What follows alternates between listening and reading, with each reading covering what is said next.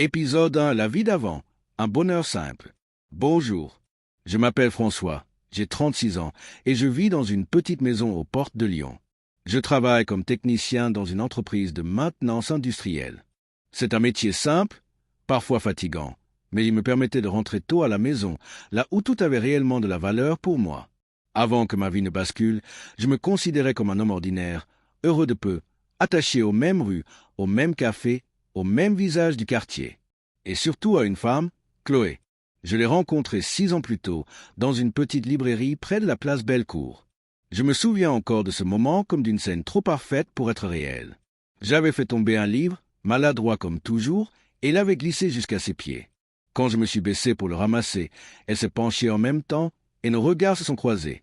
Elle a ri d'un rire clair, léger, qui m'a traversé comme une bouffée d'air frais. J'ai su ce jour-là que ma vie venait de changer, même si je n'avais pas encore compris comment. Nos premières conversations étaient simples, naturelles. On parlait de livres, de musique, de ce que l'on voulait faire plus tard. Avec elle, rien n'était compliqué. Elle avait cette façon de faire paraître le monde moins lourd d'un geste ou d'un sourire. Au bout d'1 an, nous nous sommes mariés. La cérémonie était modeste, entourée de nos proches, mais je n'ai jamais oublié la manière dont elle m'a regardé en avançant vers moi. Comme si elle me choisissait vraiment.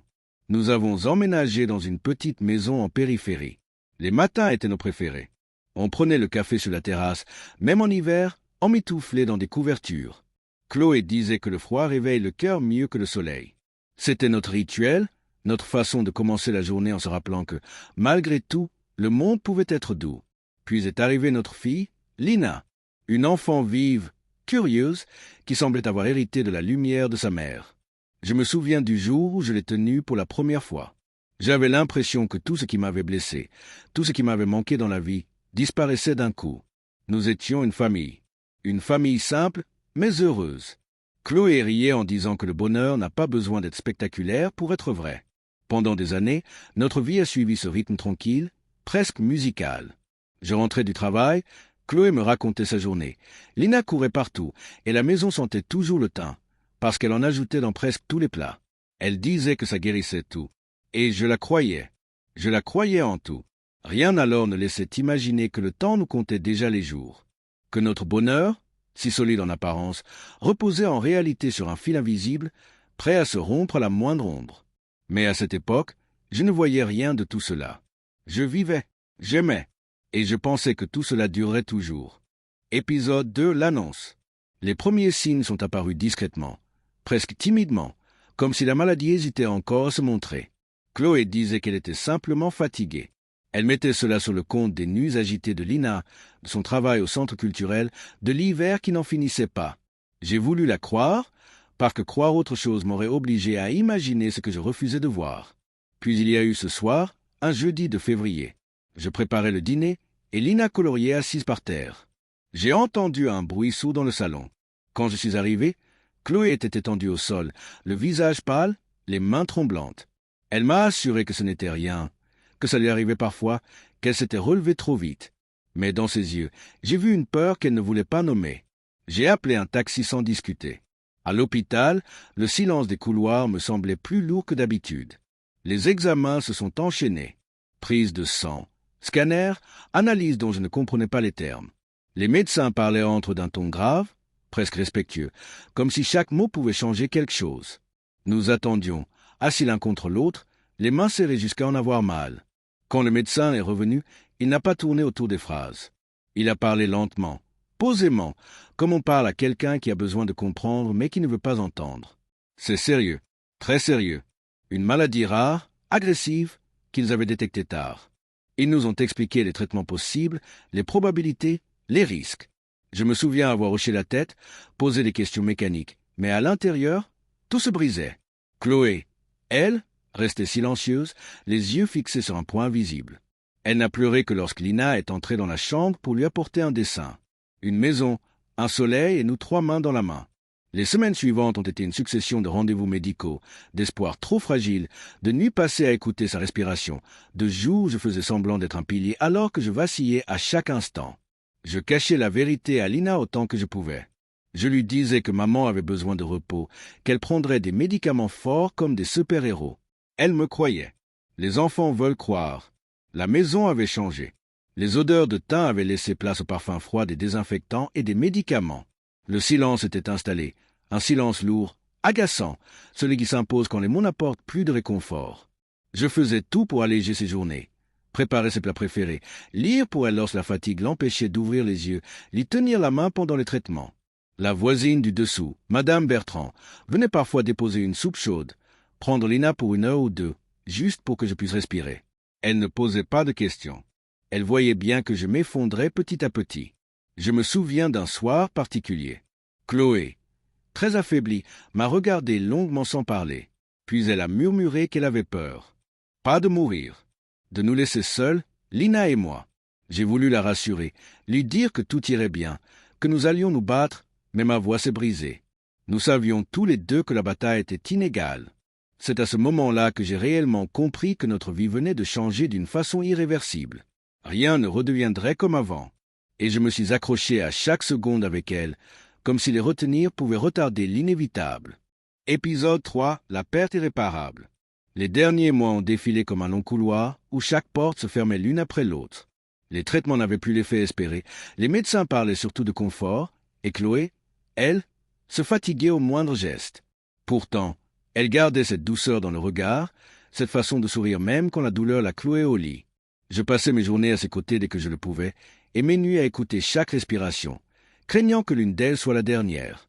Un soir d'avril, alors que la pluie frappait doucement contre les vitres, elle m'a demandé de lui lire un passage de son livre préféré. Sa voix était devenue presque un souffle, mais elle s'accrochait à chaque mot que je prononçais. Lina dormait chez Madame Bertrand pour la nuit, et le silence de la maison semblait nous isoler du reste du monde. À un moment, Chloé m'a pris la main et m'a demandé de m'asseoir tout près d'elle. Elle a fermé les yeux et m'a dit qu'elle était fatiguée, mais que ma voix la calmait. Je lui ai parlé de tout ce que nous avions vécu. De notre rencontre à la librairie, de notre mariage sous un ciel trop blanc, de la naissance de Lina. J'ai essayé de contenir ma tristesse, mais elle a senti. Elle a serré ma main un peu plus fort, puis elle m'a demandé de promettre quelque chose. De continuer à vivre, même si ça semblait impossible. De ne pas laisser Lina grandir dans la peine. Je voulais lui répondre, mais ma gorge était nouée. Alors j'ai simplement hoché la tête, les yeux embués. Elle est partie quelques heures plus tard, sans bruit, sans lutte. Sa main s'est relâchée dans la mienne, et j'ai su que la vie venait de se fissurer pour toujours. Je suis resté longtemps immobile, incapable d'accepter ce vide soudain, ce silence brutal. L'absence, c'est un poids qu'on ne comprend vraiment que lorsqu'il tombe d'un coup sur votre poitrine. Les jours qui ont suivi se mélangent encore dans ma mémoire. Les démarches, les appels, les condoléances mécaniques. Tout semblait irréel, comme si je traversais un rêve mauvais dont je n'arrivais pas à me réveiller. Lina demandait quand maman reviendrait. Elle croyait que Chloé était hospitalisée pour quelques jours.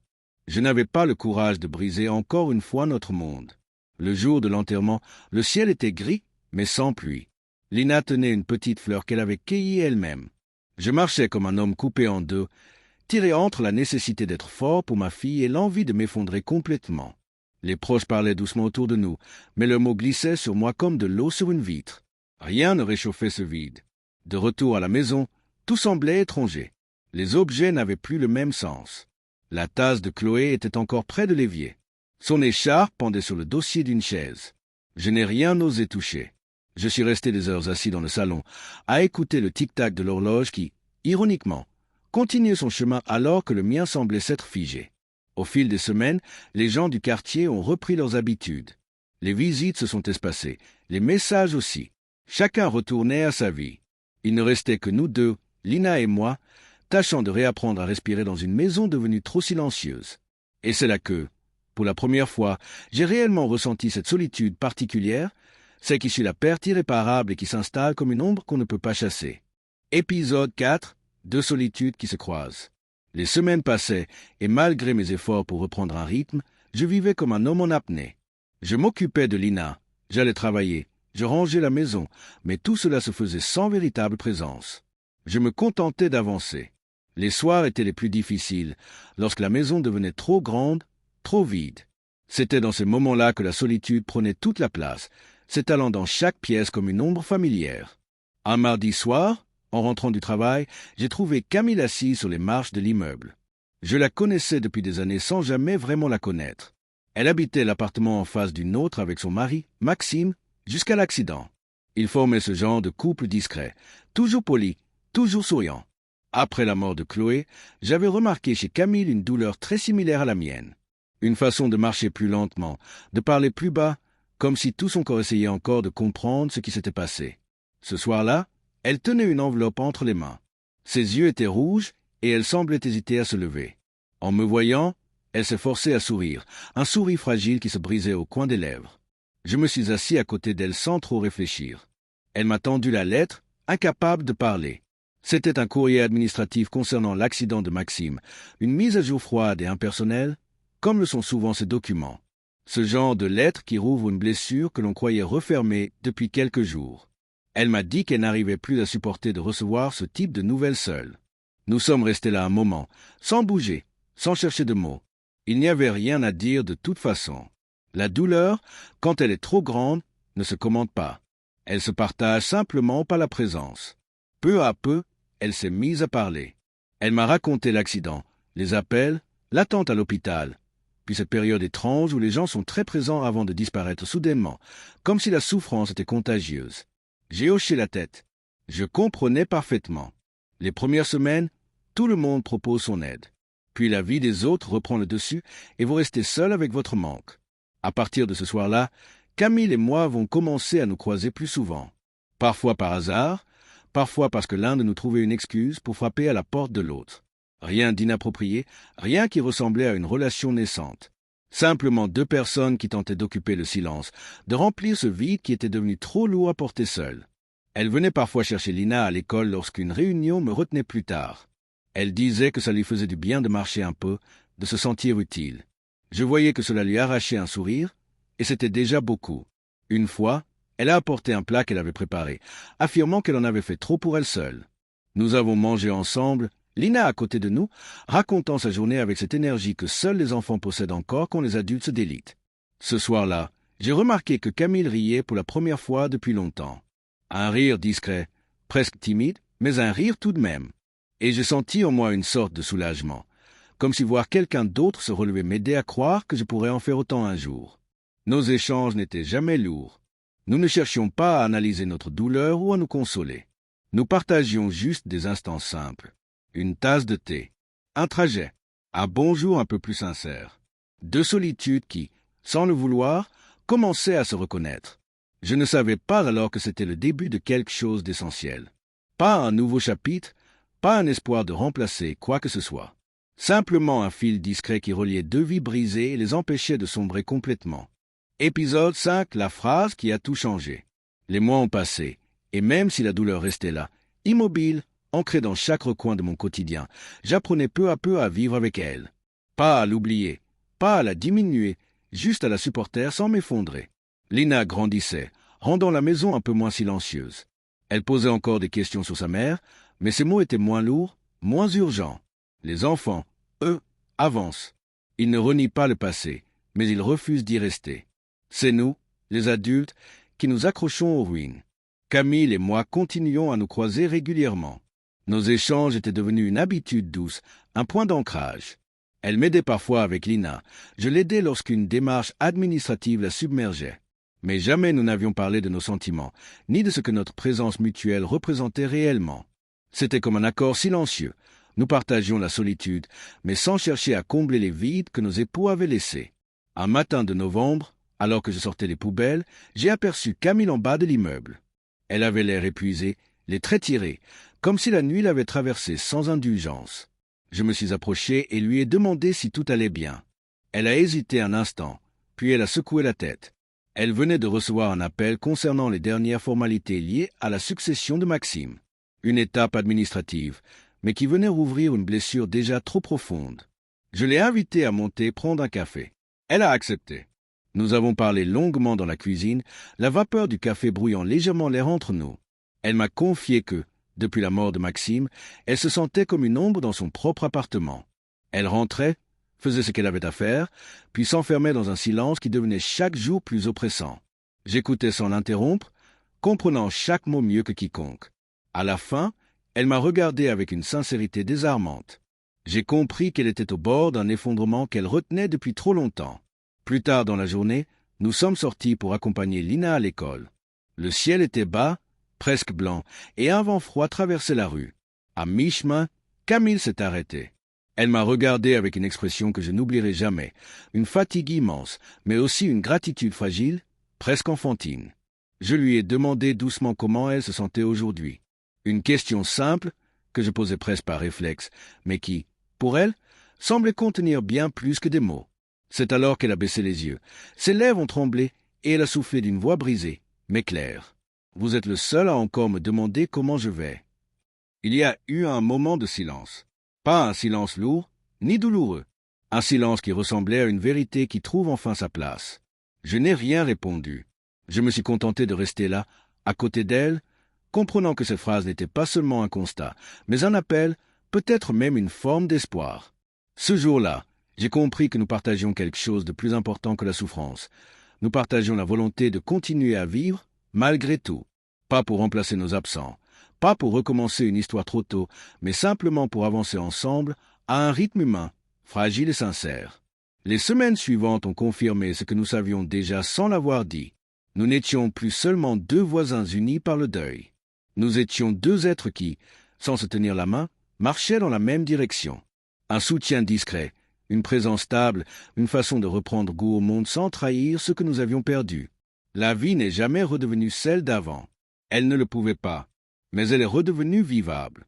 Et parfois, en regardant Lina rire dans le salon, ou en croisant le regard apaisé de Camille, je me dis que c'est déjà beaucoup, peut-être même l'essentiel. Ainsi se refermait cette étape de ma vie, non par un nouveau départ éclatant, mais par une certitude simple et profonde. On ne guérit jamais vraiment de ce qu'on aime, mais on apprend à marcher de nouveau. Et parfois, quelqu'un marche à côté de nous assez longtemps pour que le chemin ne fasse plus aussi peur.